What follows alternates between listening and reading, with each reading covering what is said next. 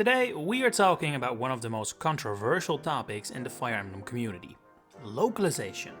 As a series with ton of text, a lot of dialogue and also mature themes here and there, localizing Fire Emblem must be an outright nightmare sometimes. Especially when you consider Japanese can fit a lot more text into the same space than European languages can. Some people seem to think localizers should just directly translate the original language and call it a day, but that's simply not how the real world and real languages work. English isn't my native language, and if I was to write this script in Dutch, which is my native language, and then directly translate it, you'll be listening to a much weaker script right now. What localizing really is all about is a bit of a philosophical question, and even within the localizers community there exist different viewpoints, but I would say that ensuring that all players get more or less the same experience, feelings and thoughts are the key point. To give you an example, directly translating a Japanese joke will make very few Americans laugh, so instead changing that joke to keep the spirit intact and make it funny for the intended audience is much preferred.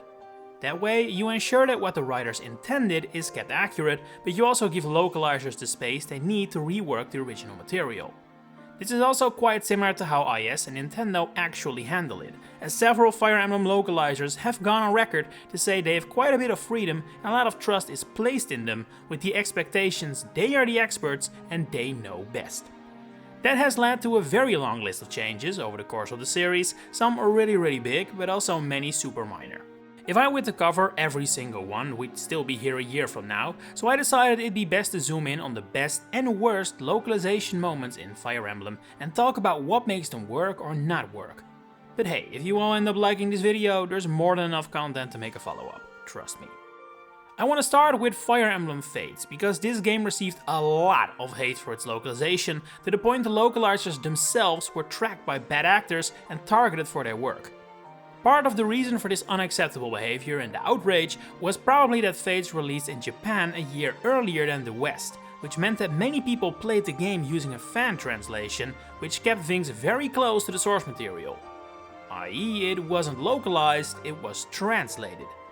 And so, when the localized version eventually released, these people started hating on it as if it was censored and scrubbed off the pure vision of the authors. You know, the same authors that trusted these localizers with their work and not random folks on the internet, but oh well. The thing is though, I actually think Fates is pretty well localized, all things considered. And don't get me wrong, Fates has a lot of stilted, awkward dialogue and lines. It's not a well-written game at all. Not in terms of plot, not in terms of dialogue, it's honestly kinda embarrassing sometimes. But the Japanese version is as well. This is not on the localizers whatsoever, they did their job perfectly fine if you ask me. Not everything I necessarily agree with though. I don't really get why the swimsuits were removed, especially since later games keep them and they are graphically much more advanced, so you think that's where the problems would be. Some names are also changed when there's really no reason to, like Arthur for example, who's called Harold in Japan, now forcing the localization team to explain the H on his outfit to stand for hero, when they could have also just called him Harold, which would have also prevented the series from now having multiple Arthurs. Then there's Izuna's dialogue, which is much more muted and realistic in Japanese, and the way they wrote Elise being technically an adult is a rough line to hear, and honestly much worse than the original, where Leo just calls her a brat. So not everything is perfect, I'm sure the localizers would agree with that themselves even, but across the board I think Fates is pretty well done, and there are two things specifically that stand out to me as some of the best localization changes in Fire Emblem that really show what localizing is all about. First of all, the face petting minigame. This was something that really had people crying out censorship, as if it's even problematic censorship if you're simply deciding not to include something in your own work. I was planning to talk about Lyn being aged up in this video and then later decided not to. That's not censorship. Personally, while I would usually say that cutting actual content between versions is not a good thing, in this case I'm happy to make an exception. There's no other way to put it. A face petting minigame in a game with humans, soldiers at that, is weird. It's strange, it's creepy, it's weird. It should have never left the drawing board and I don't miss it one bit. Hell, I already found the private quarters of Fates to be incredibly awkward. The less time spent there the better. And most of all, it goes without saying that, well, apparently Japan is open to this. I mean, I don't think many Western game developers would even dare to suggest including this in their offices. This just doesn't work in the West. I don't know if the Japanese fanbase of Fire Emblem actually liked this mechanic. The fact it hasn't returned suggests to me they at least didn't massively embrace it, and no matter what the goal was, it would have never had the same effect. If it was supposed to be funny, I don't think many people here would have seen it as such. If it was genuinely supposed to be attractive, lewd even, then I also don't think it would have succeeded at that. So yeah, the decision to remove this feature is one I support, and I think they made the right call in doing so. The same applies to, well, most of Soleil's supports, cause a lot of them underwent changes and almost all of them are for the better. In Japan, Soleil plays into an archetype of a character that we really don't have in the West, and it makes for something that just cannot be localized in a way that works, simply because it is incredibly offensive for women who are into other women. The support that stands out the most by far is her support with male Corrin. The entire support chain is already awkward and weird, seeing as Soleil is into women, but can as support male Corrin. The way they write around that in Japanese is by using a potion that makes the user see everyone as the reverse gender, meaning that Soleil now sees Corrin as a woman. This is initially used to help Soleil get over her problems when surrounded by girls she likes, but Corrin then uses it without her permission to make Soleil see Corrin as a woman more often, and eventually this is how their S-support starts to happen, with the consent quite dubious.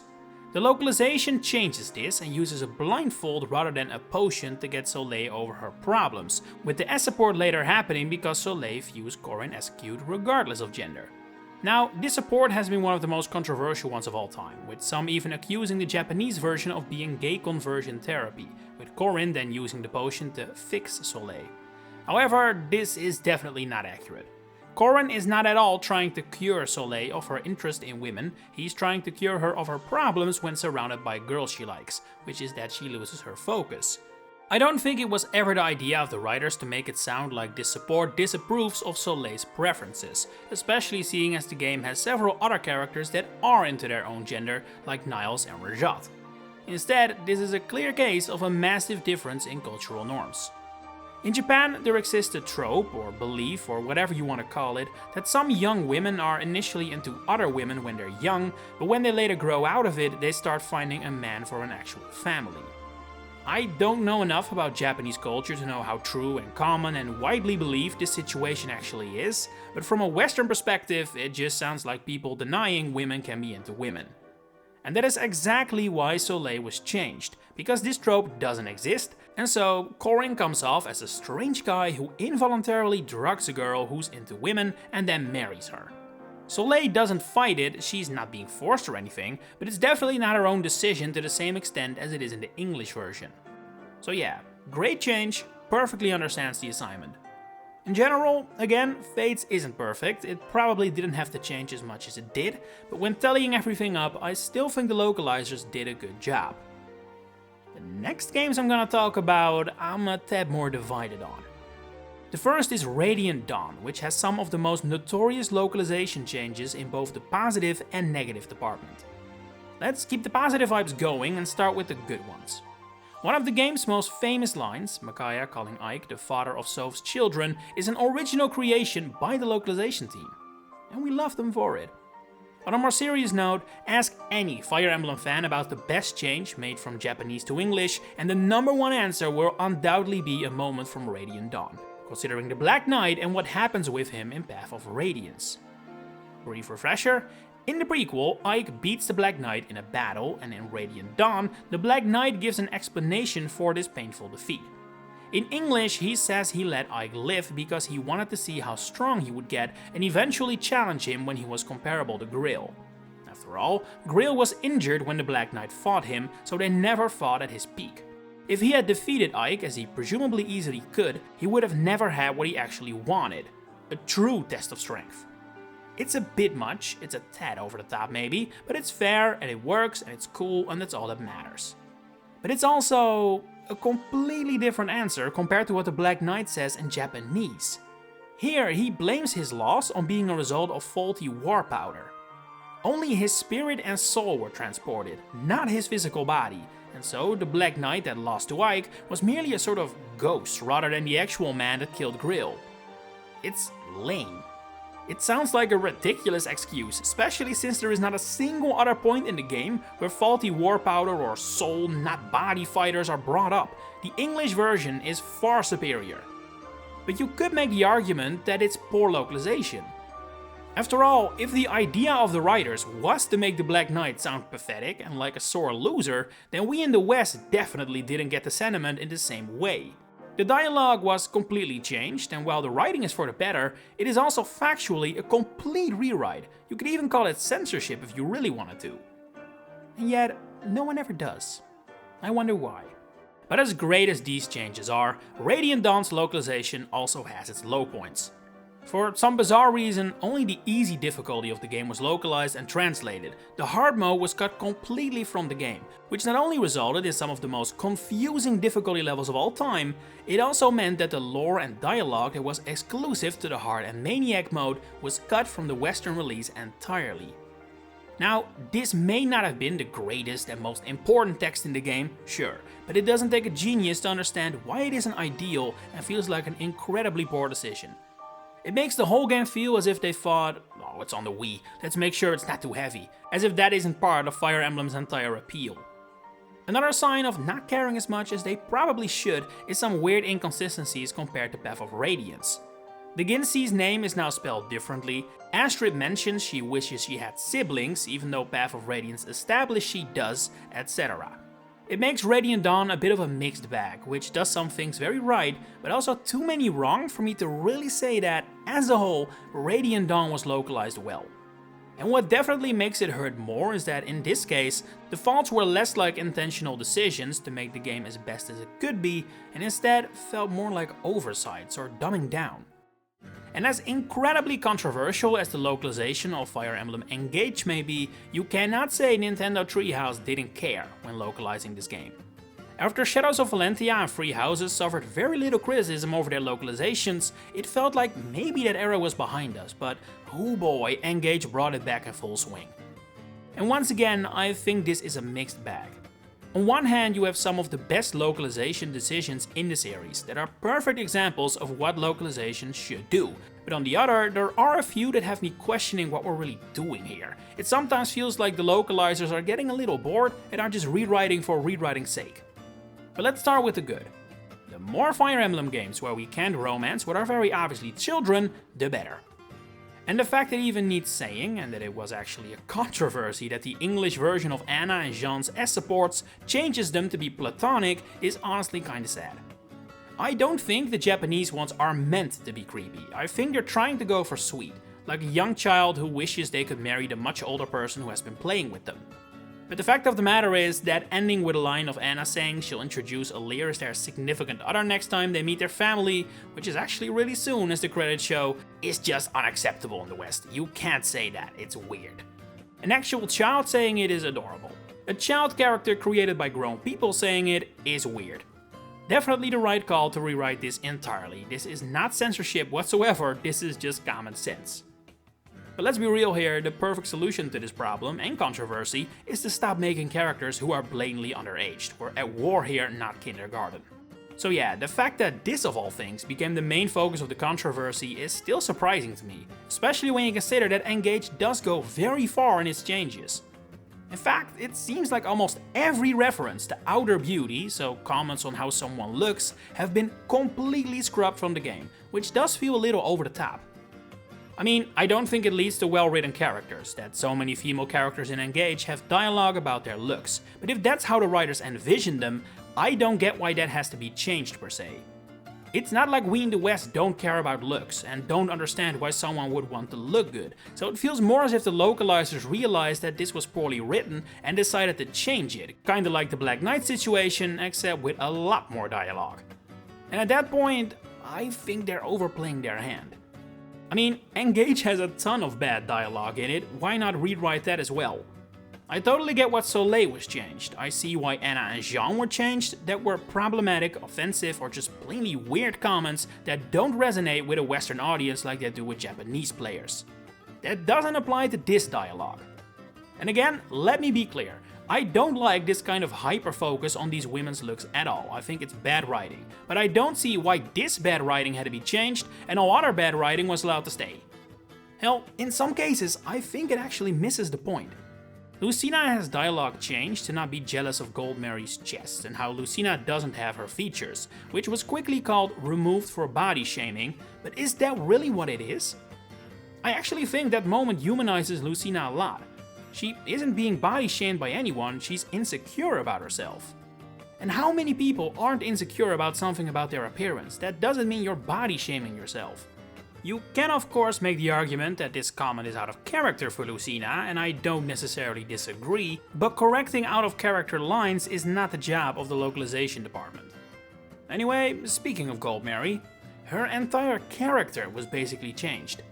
In Japanese, her looks and how she draws attention from men are huge parts of her characterization. And while, again, writing a woman who completely revolves around how men view her is not what I would consider peak fiction, I don't see it as something we need to scrub. She is not the first person in this series who gets attention like that, and there are plenty of people in real life who are just like that. Not being able to represent that doesn't feel right to me. And to make matters even worse, it actually butchered her B support with Fram as a result.